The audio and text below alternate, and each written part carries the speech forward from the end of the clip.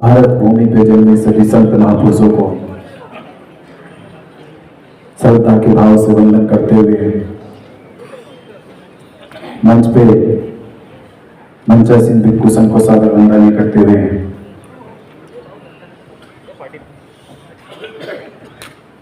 और आप सभी धर्म उपासक उपासिकाएं आपको साधुवाद, धन्यवाद, जय भीम, नमो बुद्धाय करते हुए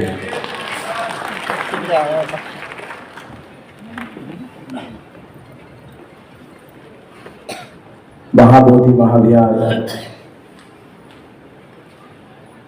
जिसकी मुक्ति के लिए हम वर्षों से इंतजार कर रहे हैं, वर्षों बीत गए, हमारी उम्मीद आज भी टिकी हुई है। आज भी हम वही सपना देख रहे जो सपना आज से 2300 वर्ष पहले सम्राट अशोक, प्रियदर्शी सम्राट अशोक ने देखा था। वही स्वभाव देख रहे हम। उस दिन की दास्तां, जिस दिन सम्राट अशोक के जीवन में परिवर्तन हुआ और ये सीखा कि सम्राट अशोक के बारे में अक्सर लोग कहते थे कि सम्राट अशोक विश्व के सबसे शक्तिशाली व्यक्ति हैं, दुनिया में उनसे ज्यादा शक्तिशाली कोई नहीं है। उन्होंने जो युद्ध लड़ा है उस युद्ध को जीता है। उन्होंने कभी हार स्वीकार नहीं करी। जीवन में सैकड़ों युद्ध लड़े, सैकड़ों युद्ध जीते। इतने ताकतवर होने के बाद भी कलिंग युद्ध में तलवार गिरा दी, तलवार छोड़ी और बुद्ध के धम्म के सामने नतमस्तक हुए, वंदन किया और ये कहा कि दुनिया में अगर कोई सबसे शक्तिशाली है वो तथागत बुद्ध का धम्म है। मैं शक्तिशाली नहीं हूं, शासन शक्तिशाली नहीं है। संसार में कोई शासन शक्तिशाली है वो तो बुद्ध का शासन शक्तिशाली है। हम उसी महाबोधि महाविहार की लड़ाई लड़ रहे हैं जहां पर सिद्धार्थ गौतम के जीवन में एक बड़ा परिवर्तन हो गया। वो परिवर्तन हुआ जिसने बुद्ध बनकर युग परिवर्तन कर दिया। ऐसा युग परिवर्तन हुआ कि आज तक उस युग परिवर्तन की नींव में बौद्ध भिक्षु खड़ा होकर संसार को मार्गदर्शन दे रहा। विरासत संस्कृति की लड़ाई में बाबा साहब डॉक्टर अंबेडकर जी की धम्म दीक्षा पर बाबा साहब डॉक्टर अंबेडकर जी दीक्षा लेते इस नागपुर की पावन धरती से। जिस धम्म को समझने के लिए उन्हें वर्षों लगे, उसमें एक लाइन कह रहा हूं मैं कि लूटी संस्कृति हमारी दासहीन बनाया था। ये भारत इतिहास के परिषद में मैं कह रहा हूं आपसे कि भारत के इतिहास में बौद्धों की संस्कृति को लूटा कैसे गया, कि लूटी संस्कृति हमारी दासहीन बनाया था। बहू बेटी और बच्चों को घर के बाहर जलाया था। आंखों से टपके आंसू कोई फरियाद सुनना पाया था। होता रहा शोषण हमारा, कोई अल्लाह ईश्वर देवी देवता भगवान ना आया था। और लिया जन्म भीम ने जगत में पढ़ लिख कर अनूठा ज्ञान पाया था। तोड़ बनवा दी जंजीरों को, देश के शोषित पीड़ित समाज को आजाद कराया था। ये बाबा साहब डॉक्टर अंबेडकर जी ने नागपुर की धरती पर जब दीक्षा ली तब पता चला कि हमारी कोई संस्कृति है, हमारी कोई सभ्यता है, हमारे भी जीने का आधार है। मनुष्य की पहचान इस आधार पर नहीं की जा सकती कि वह मनुष्य कितना धनवान है। किसी समाज की पहचान इस आधार पर नहीं की जा सकती कि उस समाज में साधन संसाधन कितने हैं। बल्कि एक सभ्य समाज की पहचान इस आधार पे होती है कि उस समाज की शिक्षा का स्तर क्या है, उसके संस्कारों की पहचान क्या है और उसके व्यक्तित्व जीवन का व्यवहार क्या है, लोगों के प्रति उसकी जीवन शैली कैसे है, ये आधारित करती है हमारे सभ्य समाज की पहचान को। मैं जो कुछ कह रहा हूं उस पीड़ा को कह रहा हूं, जो पीड़ा आज तक समाज के सामने है। हमारे गुरु संत नायक जी ने कहा कि पहले भी आंदोलन हुए, लगातार 134 साल से आंदोलन जारी है और 134 साल में अगर आप इसकी और इतिहास को देखोगे तो 1600 ईस्वी से ये चर्चा में आना शुरू हुआ था। इस आंदोलन को समझाने के लिए क्यों 134 साल तक हम संघर्ष कर रहे हैं, एक छोटी सी कहानी है। उत्तराखंड में एक हंस और हंसनी रहते थे। एक दिन हंसनी हंस से कहने लगी कि जीवन बीत गया, हर साल उत्तराखंड में ही साल गुजर जाता है, मन में कहीं ना कहीं और घूमने की जिज्ञासा इच्छा पैदा होती है। इस मई के महीने में उत्तराखंड से कहीं और बाहर चलते हैं। तो हंस ने हंसनी की बात को स्वीकार किया और मई के महीने में हंस हंसनी को लेकर राजस्थान चले गए।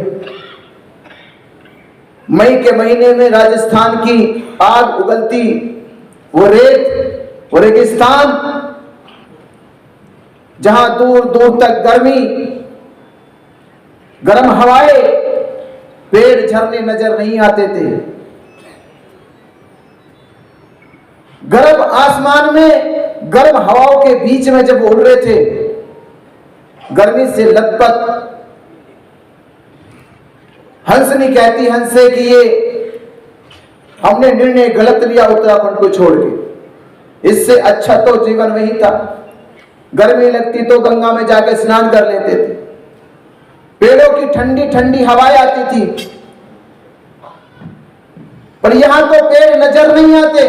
दूर दूर तक देखते हैं कई पेड़, कई पौधे, कई जंगल नजर नहीं आता, जहां तक देखते वहां तक गर्म रेत है। दूर कहीं एक बबूल का पेड़ नजर आया। बबूल के पेड़ पे दोनों जाकर बैठ गए। तो हंसनी कह रही थी कि मेरी जहां तक नजर जाती है, जहां तक मैं देखती हूं, वहां वहां मुझे ये गर्म हवाएं दिखाई दे रही है, गर्म रेत दिखाई दे रहा है। कहीं दूर तक भी मुझे कोई जंगल, कोई वन, नदी, तालाब, झरने नजर नहीं आते। लगता है कि इस धरती को, इस जमीन को किसी की नजर लग गई है। कुछ तो हुआ है।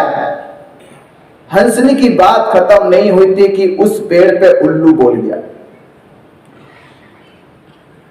उल्लू बोल गया और हंस के कान खड़े हो गए कि उत्तर मिल गया। जहां उल्लू बोल जाता है वहां समझो सत्यानाश हो जाता है। ये उल्लू बोल गया। तो हंस ने तुरंत जवाब दिया, बस इसी कारण हुआ। ये वही जड़ है जिसके कारण रेगिस्तान की मिट्टी आग उगल रही है। ये वो उल्लू है। उल्लू को ये बात बुरी लगी, बोला मेरा पेड़, मेरा घर, मेरा इलाका और मेरे ही खिलाफ बोल रहे हो। उल्लू ने मन ही मन सोच लिया, इसको तो सबक सिखाऊंगा, इसको ऐसे जाने नहीं दूंगा। अगले दिन जब हंस और हंसनी चले तो उल्लू ने हंसनी का हाथ पकड़ लिया और हंस से कहा कि चलो, खबरदार अगर इसके हाथ लगाया तो, ये मेरी पत्नी है, अगर कुछ बोले तो देख लेना जिंदा वापस नहीं जाओगे। अब इलाका उल्लू का है, और जिसका इलाका हो तो रोग चलाएंगे। हंस घबरा गया, उल्लू वैसे, वो तो बिना बोले बिना कुछ कई लोगों में दहशत पैदा कर देता है। अगर कुछ कह दिया तो फिर तो गई जिंदगी, किसी काम की नहीं बचेगी। हंस दुखी मन से चल तो बड़ा, पर सोचने लगा कोई तो हल निकालूंगा, किसी से तो शिकायत करूंगा मैं इसकी। तो गांव में ही बस्ती थी,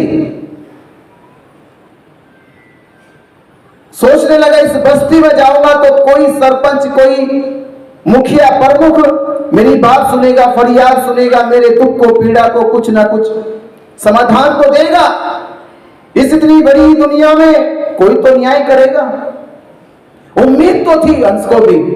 तो जिस बस्ती में गया उस बस्ती का सरपंच था गधा।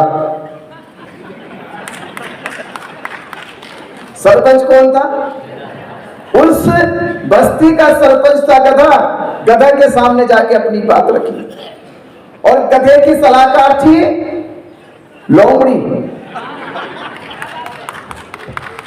गधे की सलाहकार थी लोमड़ी। गधों को लोमड़ी से अच्छी सलाह कोई और दे भी नहीं सकता, और गधा और किसी की मानेगा भी नहीं। अगर किसी की मान सकता तो लोमड़ी की बस। हंस ने जाके अपनी बात रखी। गधे ने कहा भाई तेरे साथ इंसाफ होगा, चिंता मत कर, तो मेरी पंचायत में आया है, मेरी पंचायत में आया तो 100% न्याय होगा, चिंता मत कर। अगले दिन पंचायत बुलाई गई, हंस भी शामिल, उल्लू भी शामिल, और हंस की पत्नी हंसनी भी शामिल। हंस ने अपनी पत्नी सिद्ध करने की सारी दलीलें दी, पंख मेरे जैसे, आवाज मेरी जैसे, पैर मेरे जैसे, उड़ना हम एक तरह से जानते हैं, बोली हमारी एक जैसी। गधनी का बात तो 100% सही है, दोनों का मेल खाता है, रंग रूप एक है, बोलचाल एक है, चाल ढाल एक है। गधा मनी मन सोचने लगा हंस की बात सही है। उल्लू ने कोई दलील नहीं दी। उल्लू ने कहा सारी दलीलें हंस की भले सही हो, पर पत्नी तो मेरी है, मुझे कोई सबूत नहीं देना। तो गधा फैसला सुनाई रहा था, तो लोमड़ी ने झांक कर देखा कि यह फैसला तो हंस के पक्ष में जा रहा है। तो तुरंत लोमड़ी ने गधे को रोक दिया, रुको, तुमने आज तक कोई फैसला किया? सलाह तो मैं देती हूं, मेरी बगैर सलाह के फैसला नहीं हो सकता। गधे का तो बिल्कुल सलाह दीजिए, मैं तो इंतजार कर रहा हूं कि आप सलाह दे और मैं फैसला सुनाऊं। तो लोमड़ी कहती है उल्लू पड़ोसी है हमारा। उल्लू कौन है? उल्लू पड़ोसी है हमारा, और पड़ोसी के यहां उठना बैठना, सुबह में ब्रेकफास्ट मिलेगा, दोपहर में जाओगे तो लंच मिलेगा, शाम को जाओगे तो डिनर जरूर खिलाएगा। और हंस रहने वाला उत्तराखंड का, पानी भी नहीं मिलेगा पीने को। ऐसा करो फैसला उल्लू के पक्ष में सुना दो। गधे ने तो वही काम किया कि हंस तुम्हारी सारी दलीलें, सारे सबूत, सारे गवाह भले ही तुम्हारे सही हो, पर यह पंचायत इस नतीजे पे पहुंची है हंसनी जो है वो उल्लू की पत्नी है, सीधा रिश्ता उल्लू से है। अब हंस क्या करे, बेचारा दुखी परेशान, अब कहा जाए, सरपंच भी ऐसे निकले। तो हंस रोता हुआ उत्तराखंड की ओर चला, तो रास्ते में उल्लू ने रोका, रुक जा, रो मत, परेशान मत हो, मैं तो केवल तुम्हें तुम्हारी उस बात का जवाब दे रहा था जो तुमने कल बोली थी पेड़ पे बैठ के, कि जिस पेड़ पर उल्लू बैठ जाते हैं उस जगह का सत्यानाश हो जाता है। तो मेरे भाई, हमारे बैठने से किसी का सत्यानाश नहीं हुआ, अगर सत्यानाश हुआ तो इन गधों की गद्दी पे बैठने से हुआ।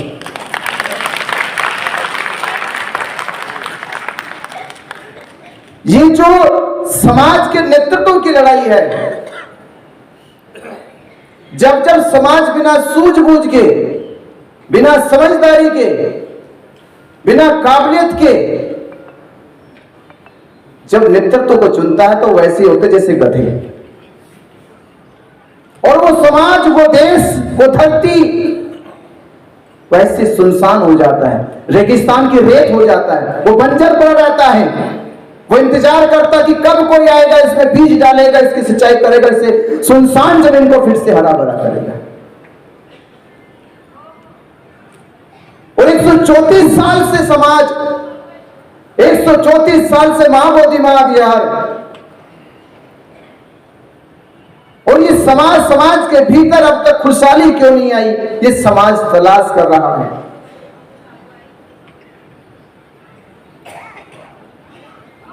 महाबोधि महाविहार क्यों मुक्ति की लड़ाई लड़ रहे हैं हम लोग, इसे समझने के लिए बाबा साहब डॉक्टर अंबेडकर जी के एक सामाजिक परिवर्तन को समझना होगा कि बाबा साहब अंबेडकर जी कहते हैं कि मैं भारत को बौद्ध में देखना चाहता हूं। ऐसा सपना था सम्राट अशोक का। ये साकार कैसे होगा? तो साकार करने के लिए आपको धर्म स्थलों को स्थापित करना होगा। धर्म स्थल हमारे पास नहीं है,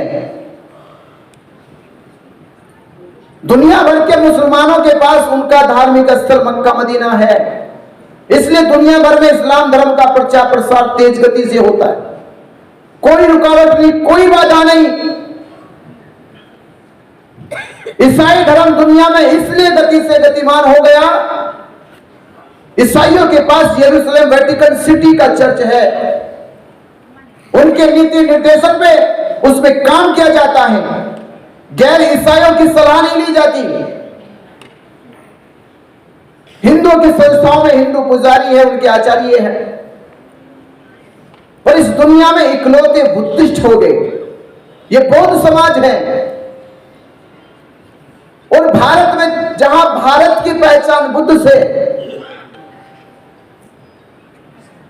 मैं अक्सर कहा करता हूं कि भारत में दो वीर, भारत के दो वीर बुद्ध और महावीर भारत की एक अलौकिक पहचान है, एक अद्भुत पहचान है। ये अलौकिक अद्भुत पहचान को बाबा साहब डॉक्टर अंबेडकर जी अपने सामाजिक परिवर्तन में कह रहे हैं कि मैं भारत को बौद्ध में देखना चाहता हूं। तो बौद्ध धर्म की जड़ कहां है? महाबोधि महाविहार। महाबोधि महाविहार में बौद्ध धर्म की जड़ें है, और जड़ों में लग गई है दीमक।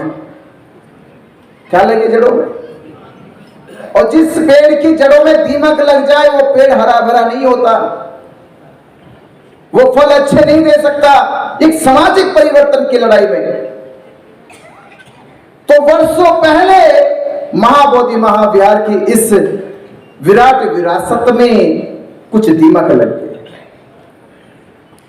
और जब तक दीमक बाहर नहीं निकाली जाएगी तब तक भारत में बाबा साहब डॉक्टर अंबेडकर जी का जो सपना है भारत बौद्ध में बनने का, वो हमें नजर नहीं आएगा, वो पूरा नहीं होगा। महाबोधि महाविहार मुक्त हो जाता या बौद्धों के हाथ में होता तो आज आप सब बुद्धिस्ट जानते हैं, पूछने भिक्खु संघ भी जानता है कि महाबोधि महाविहार वो भारत क्या महाविहार नहीं है, बल्कि एशिया और दुनिया के 56 से ज्यादा बुद्धिस्ट देशों का धार्मिक स्थल है, 56 से ज्यादा देशों का। और आप सोचिए, जहां भारत में राम मंदिर, शिरडी साईं मंदिर और तिरुपति बालाजी मंदिर की बात होती हो, और वहां पर जब दान की बात आए तो दान अरबों खरबों में जाता हो, और वो अरबों खरबों से हिंदू धर्म का प्रचार भारत और भारत के बाहर जाकर कर सकते हैं, तो आप सोचिए, थोड़ा दिमाग लगाइए कि भारत के हिंदू केवल अपने जब भारत के मंदिरों में दान देते हैं तो अरबों खरबों में जाता है। तो सोचिए, महाबोधि महाविहार भारत के केवल बुद्धिस्टों का नहीं है, दुनिया भर के 56 देशों के बुद्धिस्टों का है। जब उसमें दान आता होगा तो उसकी संख्या कितनी बड़ी होती होगी, कितनी बड़ी संख्या होती होगी। उतनी बड़ी संख्या होने के बावजूद भी आज तक महाबोधि महाविहार यानी बीटीएमसी ने बौद्ध भिक्षुओं के लिए प्रशिक्षण केंद्र नहीं बनाया। सबसे बड़ी हार होगी, बौद्ध भिक्षुओं के लिए शिक्षा के केंद्र नहीं बनाए। जब शिक्षा के केंद्र नहीं होगी तो भिक्षुओं को ट्रेनिंग कहां से मिलेगी, भिक्षुओं को सिखाया कैसे जाएगा, शिक्षण संस्थान नहीं होंगे तो छोटे छोटे बच्चों को धर्म की शिक्षा कैसे सिखाई जाएगी। अगर महाबोधि महाविहार बुद्धिस्टों के हाथों में होता तो वहां प्रशिक्षण केंद्र बनते, प्रशिक्षण केंद्र बनते तो भारत में विद्वान भिक्षु होते और विद्वान भिक्षु भारत को बौद्ध में बनाने की सपने को साकार कर दिए होते। ये सपना साकार क्यों नहीं हुआ? क्योंकि जहां जड़ थी उस जड़ को काट दिया। आज तक बौद्ध भिक्षुओं के लिए बीटीएमसी के द्वारा देश भर दुनिया से बौद्ध भिक्षु आते हैं, उनके लिए रहने की व्यवस्था तक नहीं की गई, रहने की व्यवस्था नहीं की गई, भोजन दान की व्यवस्था नहीं की गई, बौद्ध भिक्षुओं के लिए चिकित्सा सुविधा की व्यवस्था नहीं की गई। तो आज सोचिए 56 देश के बुद्धिस्टों का फिर दान जाता कहां है, कहां जाता है? सेंटर में जाता है। दान कहां गया? वो दान गया उन्हीं के वो षड्यंत्रकारी प्रचार प्रसार में चला गया जो सदियों से बौद्ध धर्म को मिटाने की कोशिश कर रहे हैं। तो बाबा साहब अम्बेडकर जी जो सपना 1956 में देखते हैं, आज वो साकार हो जाता अगर महाबोधि महाविहार बुद्धिस्टों के पास होता, आज साकार हो जाता सपना। तो सपने को साकार करने के लिए बाबा साहब डॉक्टर अम्बेडकर जी ने यह कहा था कि लूटी संस्कृति हमारी दासहीन बनाया है, कि संस्कृति लूटने के बाद, विरासत छिन जाने के बाद, विरासत को दबा देने के बाद ही किसी समाज को लंबे समय तक गुलाम बनाया जा सकता है। हमारे पास पहचान ही नहीं रही, ना हमारे व्यक्तित्व की पहचान है, ना हमारे संस्कारों की पहचान रही, ना हमारे समाज की पहचान रही। विलुप्त समाज में हम खुशी ढूंढने की कोशिश कर रहे हैं। तो चंद दिनों की या चंद पलों की खुशी मिल भी जाएगी, पर एक सभ्य समाज की जो खुशी होती है, जो जीवन का ढंग होता है, जो जीवन की शैलियां होती है, वो हम कभी प्राप्त नहीं कर सकते जब तक महाबोधि महाविहार मुक्त नहीं हो जाता। महाबोधि महाविहार को बनाने का सपना किसने देखा? सम्राट अशोक ने देखा। सम्राट अशोक ने महाबोधि महाविहार को बनाने का सपना देखा। वो इसलिए देखा कि सिद्धार्थ का जीवन बदला है। यहां से संसार भर में रहने वाले सन्यासी साधु साधक जब बौद्ध गए की ओर देखेंगे तो सिद्धार्थ के जीवन से खुद बनने से प्रेरणा लेंगे, और कोई भी प्रेरणा समाज की प्रगति का कारण बन जाती है। जब हम किसी के जीवन के परिवर्तन से प्रेरणा लेते हैं तो वह परिवर्तन की प्रेरणा हमारे लिए प्रगति की धारा बन जाती है, प्रवाह बन जाती है। तो महाबोधि महाविहार अगर बुद्धिस्टों के पास होता तो आज भारत और भारत के साथ दुनिया वहां से प्रेरणा लेती और बौद्ध धर्म की प्रगति होती संसार भर में। और जो सपना हम भारत का देखते हैं वो सपना एक दिन दुनिया को बौद्ध में बनाने का देखते हैं, क्योंकि आज से 200 वर्ष पहले भारत को एक राइटर ने लिखा कि भारत जो है एक ऐसी धरती जहां पे अध्यात्म और संन्यास का जन्म हुआ। दुनिया में जितने भी देश है वहां नहीं जानते थे कि संन्यास क्या होता है, ग्रह त्याग क्या होता है। ग्रह त्याग की, संन्यास की और एक साधक की जो जीवन शैली है वो संसार को भारत से मिली है। भारत को विश्व गुरु कहते हैं।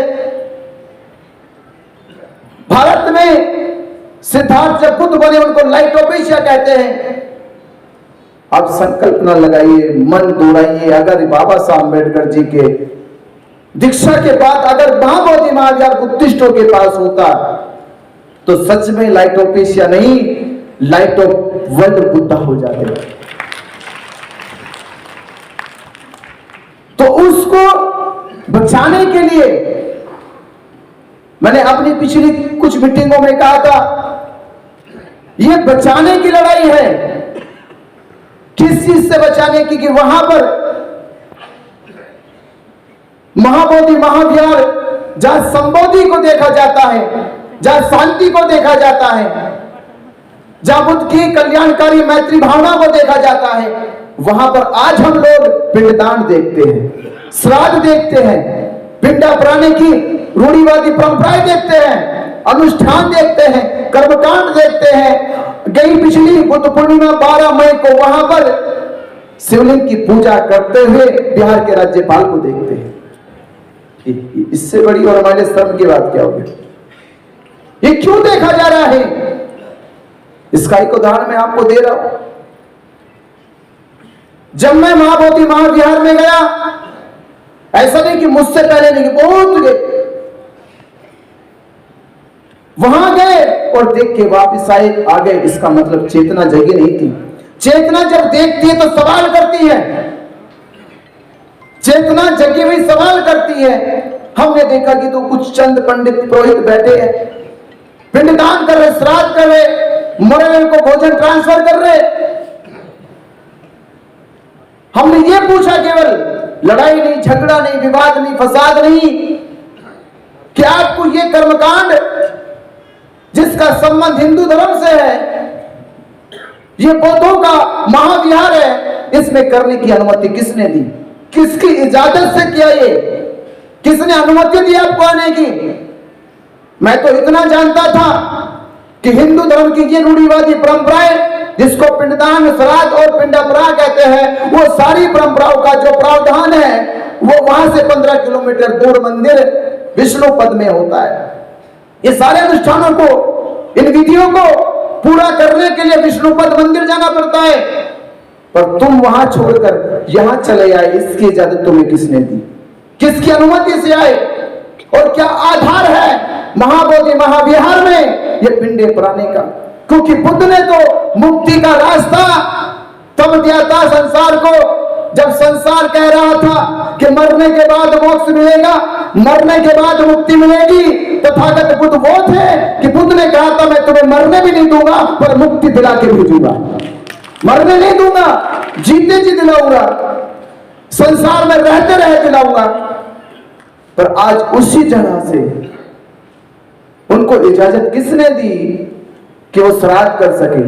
इतना सा सवाल पूछा और इतने से सवाल का असर इतना बड़ा हुआ, इतना बड़ा असर हुआ कि उन्होंने एकजुटता संगठन बनाना शुरू कर दिया, सरकार पे दबाव बनाना शुरू कर दिया। सरकार ने तीसरे दिन वहां पर सीसीटीवी कैमरे, मोबाइल जो हमारे कैमरे होते, वीडियोग्राफी कैमरे और मोबाइल फोन पे प्रतिबंध लगा दिया, नहीं ले जा सकते। क्यों नहीं ले जा सकते?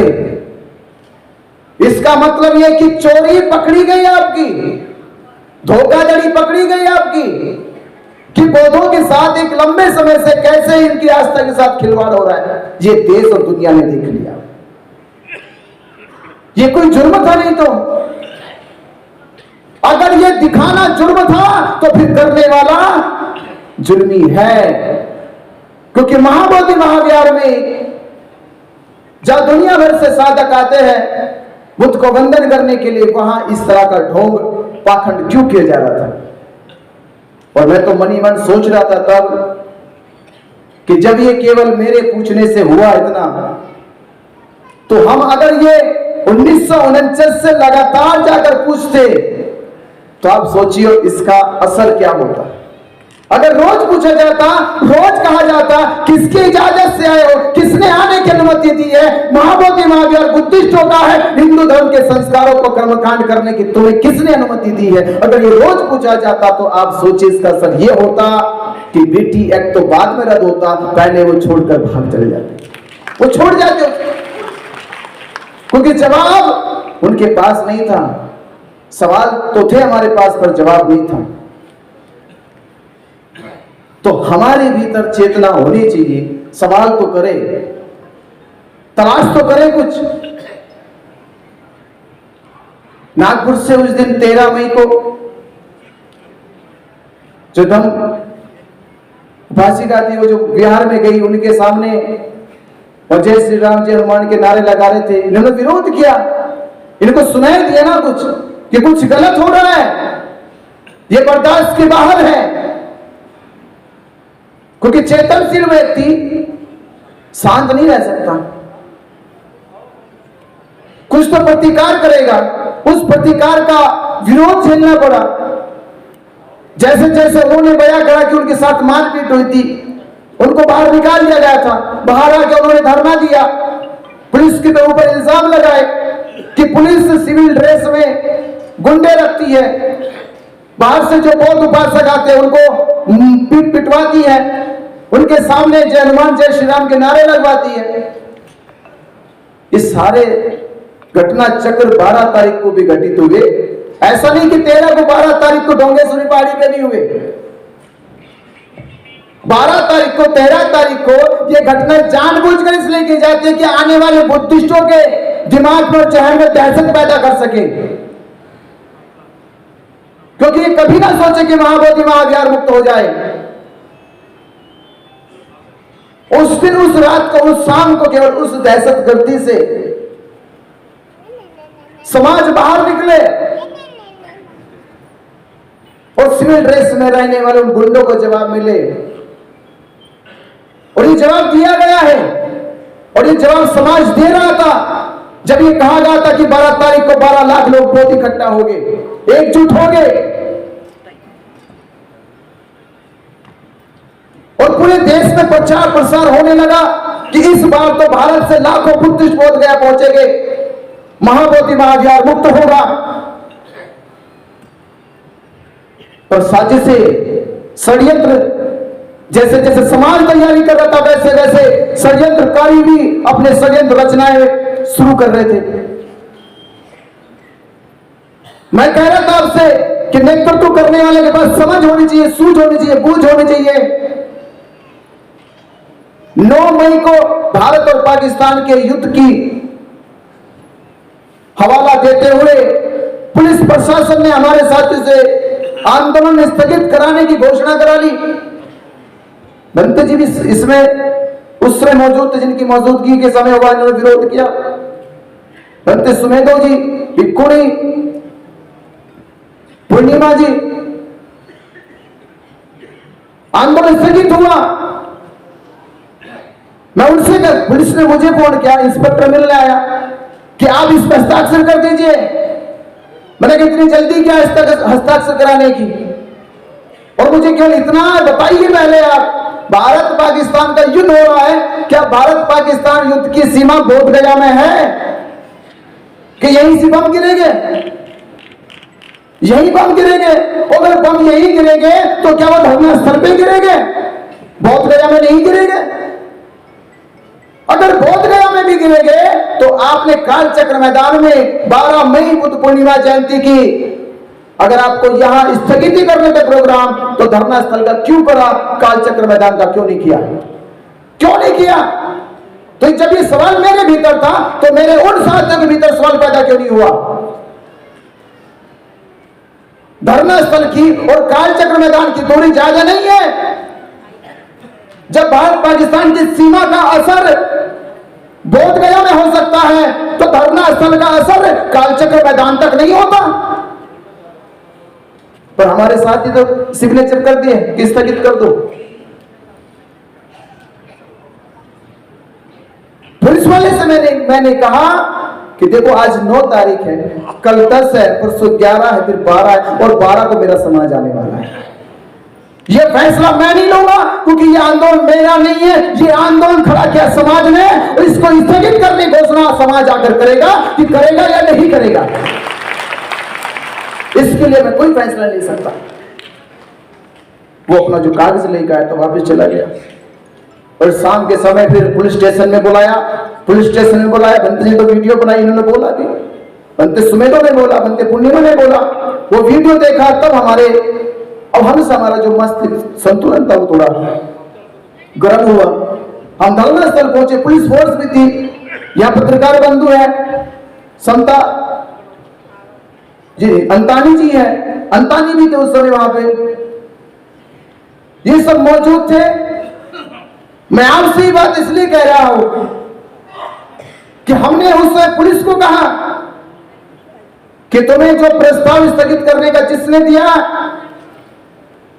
उसके इस प्रस्ताव से हम सहमत नहीं है, जब तक समाज नहीं आ जाता। और रही बात धरना खत्म करने की, ये मेरी जैसे भाषा थी मैं वैसे बता रहा हूं, रही खत्म करने की तो आप पे ताकत है तो आप धरना स्थल की बंदी उखाड़ के दिखाओ, ताकत उखाड़ के दिखाओ। इंस्पेक्टर फोर्स लेके खड़ा हुआ था, वो देख रहा था, बस वीडियो बना रहा था। ये सारे बातें, सारा विरोध पुलिस के साथ हुआ 9 तारीख को। पर आप मुझे बताओ, धरना रुका उस रात को जब पुलिस उखाड़ने आई थी, पुलिस धरना हटाने आई थी, धरना रुका 9 मई को। अब मेरे जो साथी थे उन साथियों को धन्यवाद देने के बजाय मेरे खिलाफ उसी रात को एफआईआर लिखी गई। ये एफआईआर किसने लिखी? पुलिस ने नहीं लिखी, ये मेरे साथियों ने लिखी कि हमने उनकी जो मंशा थी, उन्होंने जो स्थगित करने की घोषणा कर दी, अब वो घोषणा उनकी रुक गई और मेरे खिलाफ एफआईआर लिखवा दी कि मैंने बिहार के बनते सुनीत पाल की मैंने उस पर हमला किया है, प्रज्ञाशील पे हमला किया। आप सोचिए, पुलिस वाले मौजूद, ये पत्रकार बंधु मौजूद, सीसीटीवी कैमरे लगे हुए, मैं हमला क्यों करूंगा और क्या दुश्मनी मेरी उनसे? ये बात तो पुलिस के बीच में हो रही थी, पर उनकी चोरी पकड़ी जाए, समाज आ जाएगा, सवाल तुमसे पूछेगा, इससे पहले बिना चेहरे पर मुकदमा करो, इसको जेल भिजवा दो, बात खत्म हो जाएगी। ये 9 तारीख गुजर गई और मैं समझ गया ये साजिश है। मैंने सोचा मन ही मन अब शांत होना पड़ेगा, 2-3 दिन शांति से बैठ जा, बस 12 तारीख को समाज आ जाएगा और फैसला हो जाएगा। 12 तारीख देखिए आपने, अब 12 तारीख तो आप ही के सामने सब कुछ हुआ, जैसा भी हुआ। जो लोग बोध गया गए थे उन्होंने सबने देखा कि क्या क्या वहां पर हुआ।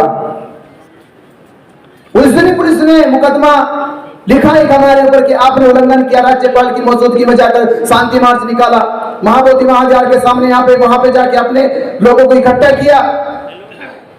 और वो इसलिए किया कि हम समाज के हौसले को और मनोबल को टूटने और गिरने देना नहीं चाहते थे, उसका हौसला बने।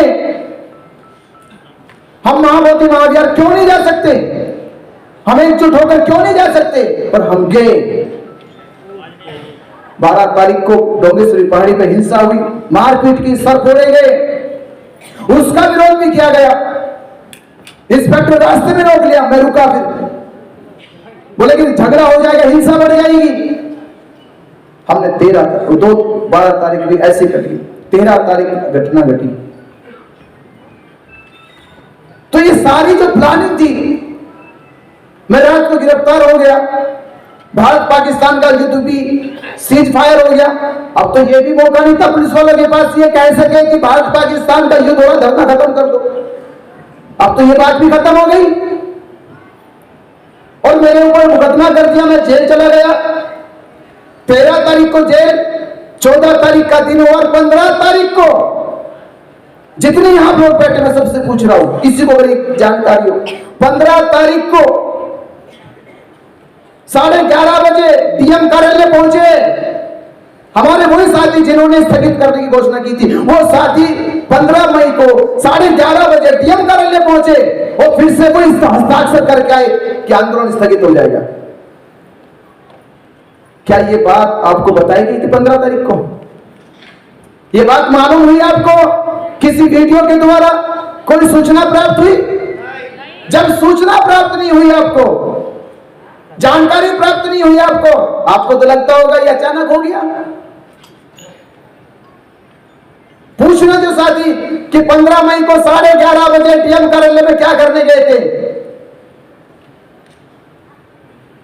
वो चिट्ठी लिखाई गई और कहा गया कि आज रात के 12 बजे धरना खत्म कर दिया जाएगा। जब उन साथियों को ये मालूम हो गया कि पुलिस धरना खत्म करेगी, तो उन्होंने समाज को सूचना क्यों नहीं दी? सूचना क्यों नहीं दी कि पुलिस ने हमसे दबाव बनाकर हमसे ही लिखवा लिया है? तो सूचना देने का काम भी तो था। जब सहयोग मांगने की सूचना दी जा सकती है, दान मांगने की सूचना दी जा सकती है, तो धरना खत्म हो रहा है, इसकी सूचना क्यों नहीं दी गई? ये सूचना दी जानी चाहिए थी। और उनकी नजरों में हवा ही था, तो मैं तो जेल चला गया, तुम्हारी मौजूदगी में धरना खत्म क्यों हो गया? ये सवाल कौन पूछेगा? मेरी मौजूदगी में भारत पाकिस्तान युद्ध हो रहा था, उसकी सुरक्षा के बाद भी मैंने धरना खत्म होने नहीं दिया। मेरी मौजूदगी का असर इतना था, मेरी मौजूदगी का असर इतना था। मेरे जाने के बाद तुम्हारी मौजूदगी का असर क्या था? क्यों खत्म हो गया? क्यों नहीं रोका गया? और जवाब ना बने, उन्हें सवालों के जवाब ना देना पड़े। जितने दिन मैं जेल में रहा, उतने दिन मेरे पे हमला करते रहे, हर रोज मेरे खिलाफ, और आज भी मेरे खिलाफ। कुछ तो नैतिकता होनी चाहिए। मैं तो हैरान था, जब मैं बाहर निकल के आया तो मुझे टेलीफोन आने लगे। जितने फोन आ रहे थे, उतने लोग रोते रोते बात कर रहे थे, फोन पे रोते रोते बात कर रहे थे कि आवाज सुनने के लिए इतने दिन लग गए, इतने दिन लग गए, इतने दिन लग गए।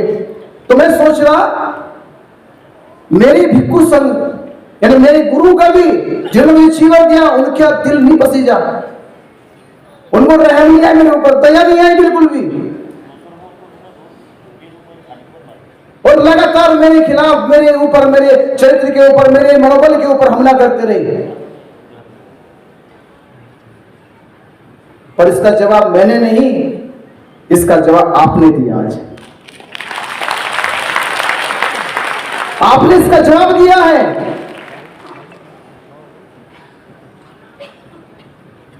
तो ये बात 2 दिन से एक बात और चल रही है, बाहर कहा जाता है कि एक हो जाओ, एक हो जाओ। 3 कमेटी, 3 संगठन के लोग अलग अलग मिले, मैंने उनसे कह दिया, मुझसे जो भी उम्मीद लगी, जो भी अपेक्षा मुझसे कर रहे हो, मेरा जवाब मांगे बगैर जो तुम सोच रहे हो वही कर लो। मेरा जवाब मांगे बगैर जो तुम सोच रहे हो वही कर लो। मैं भूल जाऊंगा कि मेरे ऊपर जो हुआ, मैंने जो सहन किया,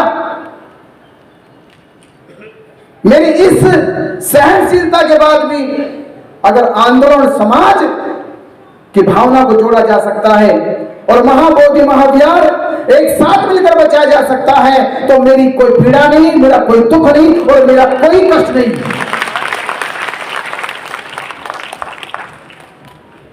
और मैंने कहा उन साथियों से, मैंने प्रैक्टिकल किया, तुम प्रैक्टिकल करके तो देख लो, तुम करके तो देखो। अरे मैं ये प्रैक्टिकल कब से कर रहा हूं, ये अब से नहीं कर रहा, ये प्रैक्टिकल तब से हुआ जब पहली बार 17वें दिन आंदोलन हटाया गया था। मैं तब से प्रयास कर रहा था कि समाज को जोड़ के काम करो, समाज को यूनाइटेड करके काम करो, पर कोई असर नहीं हुआ, आज तक भी असर नहीं हो रहा। तुम्हारा एक करने की, मैंने प्रैक्टिकल किया, तुम भी करके देख लो, करके तो देखो।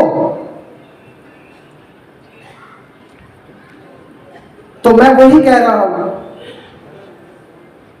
कि आंदोलन बड़ी सूझबूझ के साथ होता है, समझदारी के साथ होता है और साहस के साथ होता है, डर के साथ नहीं होता। जैसे कहानी में कहता हूं, एक कबीला था, उस कबीले के ऊपर एक बहुत ही क्रूर राजा बार बार हमला करता था, उसकी संपत्ति को, उसके धन को छीन के लेके चला जाता था। उस कबीले के सारे लोग परेशान हो गए, कैसे जिए, जीना दुश्वार हो गया। जो किसान खेती से आती फसलें वो लूट ले जाता है, जो मेहनत करके धन इकट्ठा करते हो धन लूट ले जाता है, खाने को राशन नहीं, रहन सहन को कोई अच्छे घर नहीं, जीना जब दुश्वार हो गया उनका, एक दिन उन्होंने मीटिंग बुलाई और कहा कि भाई ऐसे घुट घुट के मरने से अच्छा है बहादुर की मौत मर जाते हैं, युद्ध करते हैं, चलो राजा ने अपने सैनिकों को कहा, गांव वालों का, कबीले वालों कहा। तो जो क्रूर राजा था वो एक नदी के पार रहता था, तो कबीले के लोग चल पड़े, नाव में बैठे नदी पार कर दी। तो उनको शुरू में लगता था जो लुटेरे लोग लगे वो 10-20 लुटेरे आते, 10-20 को तो हम मार के वापस आ जाएंगे, 10-20 लुटेरे हैं, 10-20 को तो मार के वापस आ जाएंगे। वो कबीले का राजा लेके चला गया। जब लेके चला गया तो जिन नाव से गए थे उसने उस नाव को बांधने के बजाय उन नाव को नदी में बहा दिया। जब नाव नदी में बहा गई तो उस समय कबीले के सैनिकों पे ज्यादा असर नहीं हुआ। जब वो आगे बढ़े और उसने उस राजा की सेना को देखा तो 10-12 नहीं, वो 1200 सैनिक थे, 1200 सैनिक। तो जब 1200 सैनिकों को देखा तो सेनापति से कहते कि आपने तो हमारे मरवाने की पूरी तैयारी कर रखी है। आप तो कहते थे कि 10-12 लुटेरे हैं बस केवल, या तो ये 1200 की संख्या में है, इनसे हम कैसे लड़ेंगे, ये तो हमको मार देंगे। और सेनापति कहने लगा तो मार तो देंगे और मरना तो अब है ही है। देखो नाव थी बचने की, भागने वाली, नाव चली गई और पीछे जाओगे तो डूब के मरोगे और आगे जाओगे तो लड़के मरोगे। अगर डूब के मरोगे तो समाज कहेगा कि कायरता की मौत मरे भागकर, और लड़के मर गए तो समाज कहेगा शहादत की मौत मरे। तो आंदोलनकारी साहस से होते हैं, वो घबराते नहीं, वो डर नहीं लगता उनको। तो ये आपको इसलिए समझा रहा हूं, युद्ध लड़ने के लिए, आंदोलन करने के लिए, परिवर्तन लाने के लिए बगावत करनी पड़ती है। सिद्धार्थ गौतम ने जब अपना घर छोड़ा उन्होंने परवाह नहीं की थी, बस अटल निश्चय कर लिया। वो शाक्य वंशों के प्रस्ताव में समर्थन में नहीं थे। एक बार तब परिवर्तन किया, तब साहस दिखाया, दूसरा साहस तब दिखाया जब वो आखिर बोध गया पहुंचे। 5 अपने गुरु भाइयों को छोड़ दिया। 5 ने इल्जाम लगाया कि पद भ्रष्ट हो गया, धर्म छोड़ दिया है, विनय तोड़ दिया है। इसकी परवाह नहीं करी, सिद्धार्थ अपनी मार्ग पे आगे अटल रहे और आखिर परिणाम वही आया कि सिद्धार्थ का मार्ग बुद्ध तक चला गया और बुद्ध बनने के बाद उन 5 का मार्ग भी बुद्ध की शरण में आ गया। तो इसकी फिक्र नहीं करनी चाहिए परिस्थितियां कैसी है, स्थितियां कैसी है। फिक्र इस बात की होनी चाहिए कि मेरा रास्ता सही है और सत्य का है बस। तो जब सही और सत्य का रास्ता होगा तो मुसीबतें तो होगी पर परिवर्तन एक दिन जरूर होगा। मुसीबतें भले हो, परिवर्तन एक दिन जरूर होगा।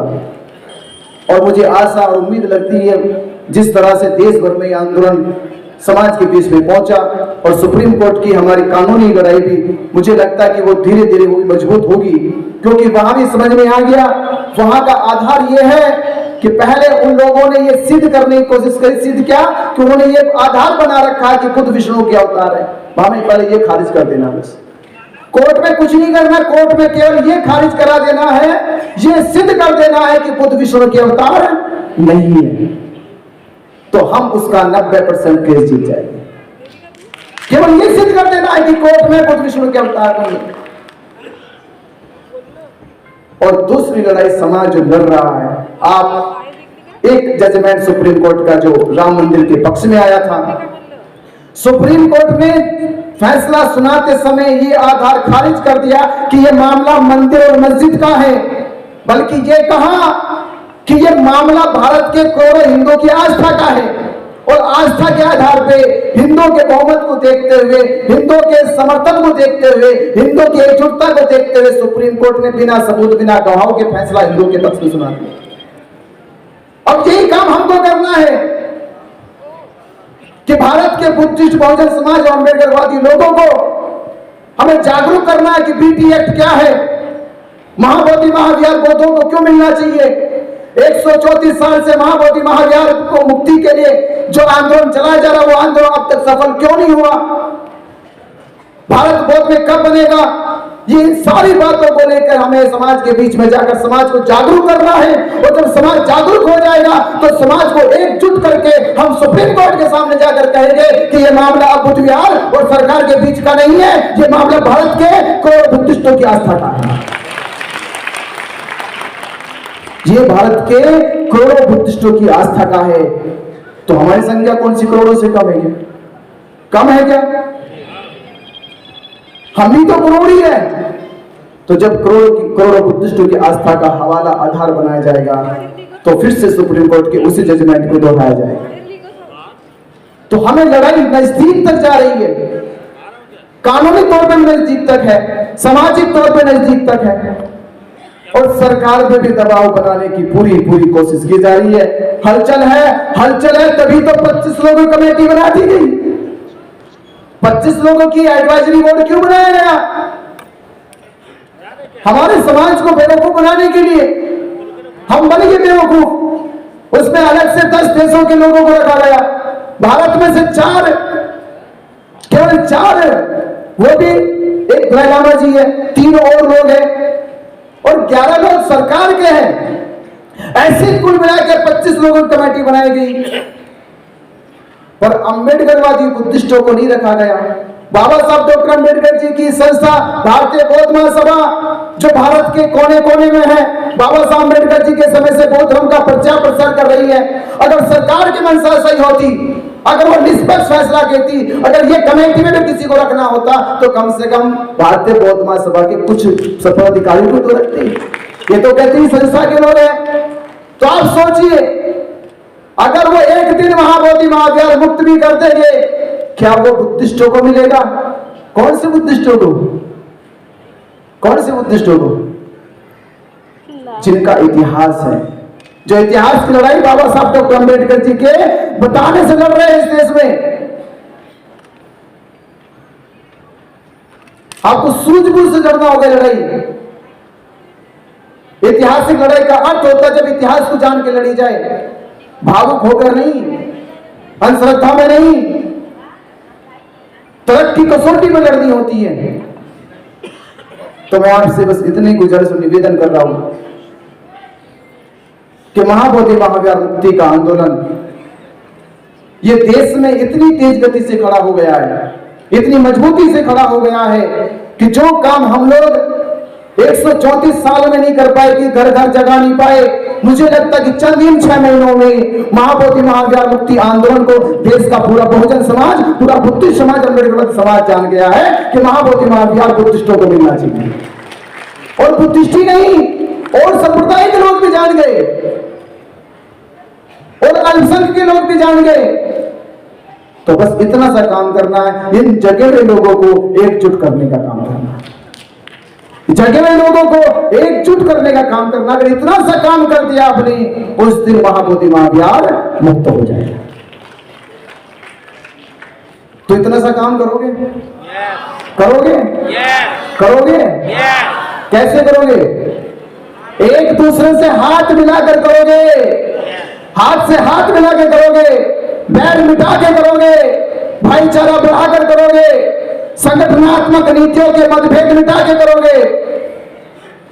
मैं तो ये कह रहा हूं कि हमारी सभी धार्मिक चर्चाओं में, मेरी एक गुजारिश है कि हमारी सभी धार्मिक चर्चाओं में, सामाजिक चर्चाओं में, बुद्ध विहार की चर्चाओं में, बौद्ध संस्थाओं की चर्चाओं में एक एजेंडा ये अनिवार्य हो जाना चाहिए कि महाबोधि महाविहार मुक्त हो जाने के लिए हम सबको जागरूकता अभियान चला देना चाहिए, सबको चला देना चाहिए।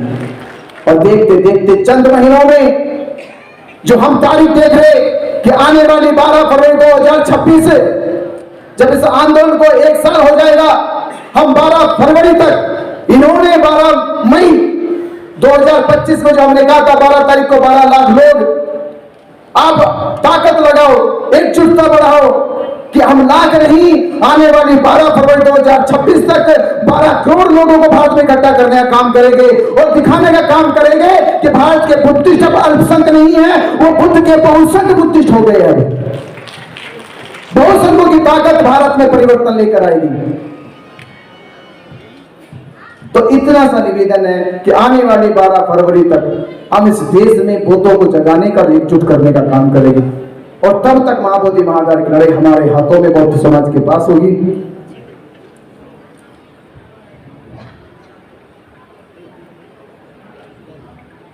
हाँ, और एक तारीख खास घोषणा ये कि इसी अभियान को, इस जागरूकता और एकजुटता के अभियान को महाबोधि महावीर मुक्ति के आंदोलन के जन समर्थन में धम्मध्वज यात्रा के माध्यम से समाज में जाकर धम्म संवाद करने का रथ यात्रा जो कल 17 तारीख से दीक्षा भूमि नागपुर से शुरू होने वाली है। मेरा निवेदन गुजारिश है, विनती है कि आप लोग वहां पहुंचकर अपने इस धम्म परिवर्तन यात्रा को, महाबोधि महावीर मुक्ति आंदोलन को मजबूत करने के लिए कल 17 तारीख को पहुंचे और महाराष्ट्र के हर एक जिले में जाकर यह संवाद किया जाएगा।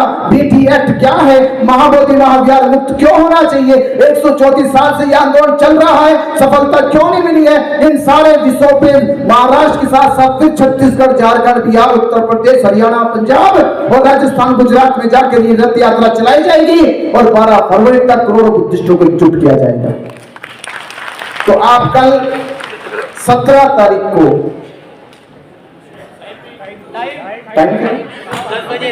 सुबह 7 बजे, लगता उठेगी भी नहीं सोए तो टाइम जल्दी 9 बजे 9 बजे हाथ उठा, कितने आएंगे? 9 बजे। ये कह रहे कि समाज अब सो नहीं रहा, जग गया है, जल्दी आ जाएगा। ये बताओ सोए हुए कितने?